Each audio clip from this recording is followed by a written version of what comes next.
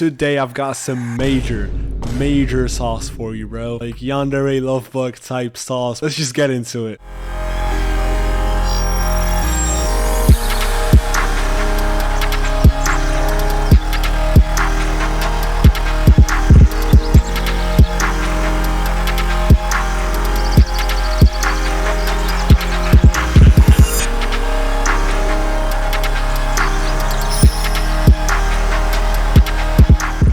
Since melodies are the hardest to make, we usually start with the melodies first, and especially for yandere lovebug type beats, I like to start with pianos. This is a really nice synthetic key sound from Omnisphere.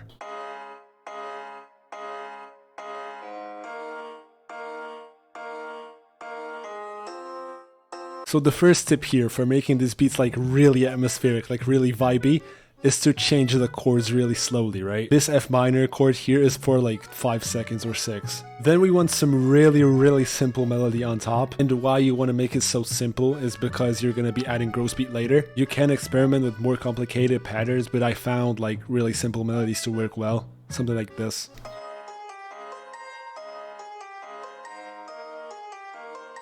This piano sound is incredibly dry though, so we're gonna add some reverb. And now the gross beat, specifically the gross beat that like reverses stuff, is like really important because it adds that sort of vibe, that sort of like unexpectancy, if you will.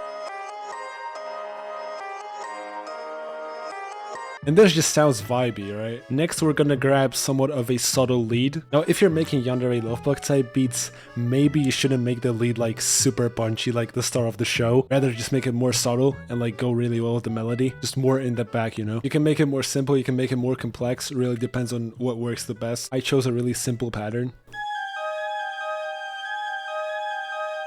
And it's an Omnisphere preset again.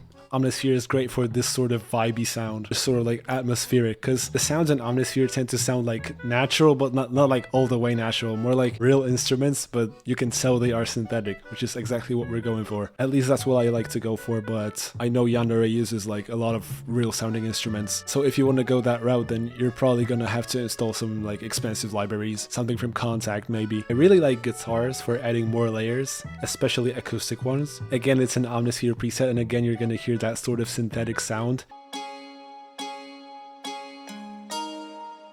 And this is just the chord progression copied. And again, we have really similar effects. We have a lot of delay. We have Kilohertz Reverser, which is a free plugin, and it adds a really nice reversed sound. And we have some gross beat again.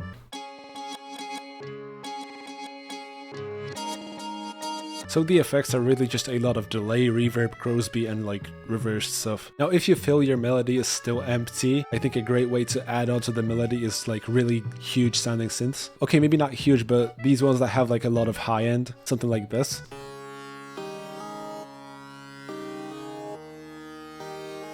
Basically harsh sounding synths. Make them play in the background and some really simple melody. Maybe also copy the chord progression. It's really more just to fill up space in the melody. And now something amazing I found through experimenting. Use very distorted Reese basses.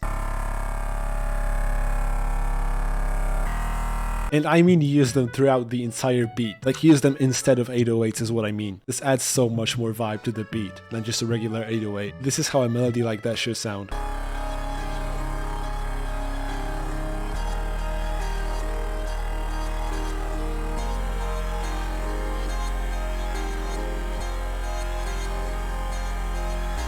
I would say try more unique sounds for your drums and also a much more groovy pattern, especially with the hi-hats.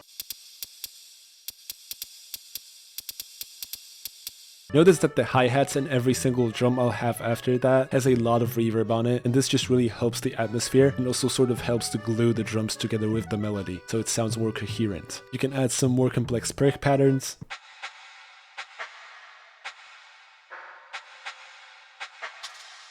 Try some more unique claps. I really think kurai drum kits pull off this sound really well. So basically drums that just sound completely unique and like not similar to the trap drums you'll use normally. Also, a really cool trick I used here is to put crystallizer on your claps. This sounds ridiculous, but look at this.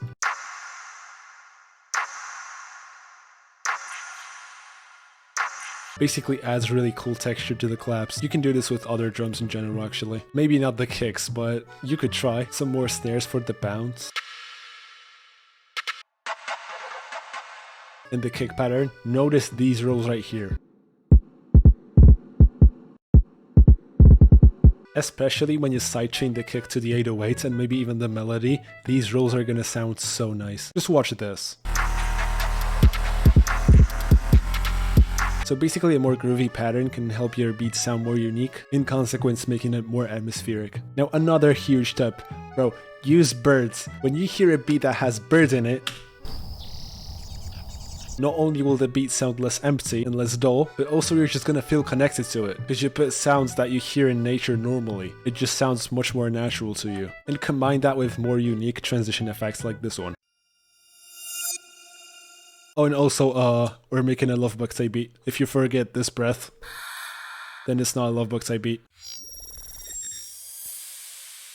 Speaking of lovebug, you also can't forget this. Also, a good tip I can give you is to make fade outs and fade ins on your master in terms of volume and make them like really subtle, so the beat doesn't just come in like crazy. It's more of a subtle way to introduce all the sounds, and it makes it sound more atmospheric.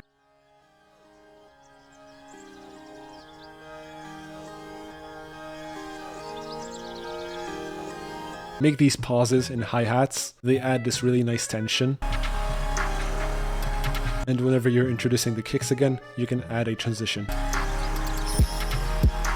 I don't think the arranging really matters, but what does matter is like making the intros pretty long. Not like super long, but just let it rest for a while to have the listener get used to the melody and just the general feel of the beat. Takeaways from this video: number one, get Omnisphere, or if you don't have the money or just like the willpower to go through the awful installation process, you can maybe get something like Expand 2. I think it has a similar feel, or like Analog Lab 5. I think it was pretty good. Number two, have the melody fill up a lot of space, so a lot of instruments and synths stack on each other. Takeaway number three, have the Reese like all the way through the beat playing instead of the 808. Takeaway number four, use more unique drum sounds and just make them more groovy and maybe more chaotic. It's really gonna help your beats stand out from the rest. Number five, put ambience and just sounds of nature in your beats. Number six, put some work into your transitions, because they're pretty damn important. Have these slow fade-ins and fade-outs on the master. Just do what you're feeling, really. And that's pretty much it. If you enjoyed this video, you could do me a huge favor. So you see, I don't really get like any money from these tutorials. I just kind of make them for you guys. So if you think this tutorial helped you, then please consider pre-saving my album. I'm dropping my album Chromatic Echoes on 1st of August. This album really means a lot to me. It's sort of like in this style, like just emotional, vibey stuff, sort of like Lovebug and Blade. So if you want to be a top G, be a homie, then just click the link at the top of the description and it's gonna take you to the pre-save page, bro. If you could do that, you're a top G as fuck, bro. Thanks for watching, and I'll see you in the next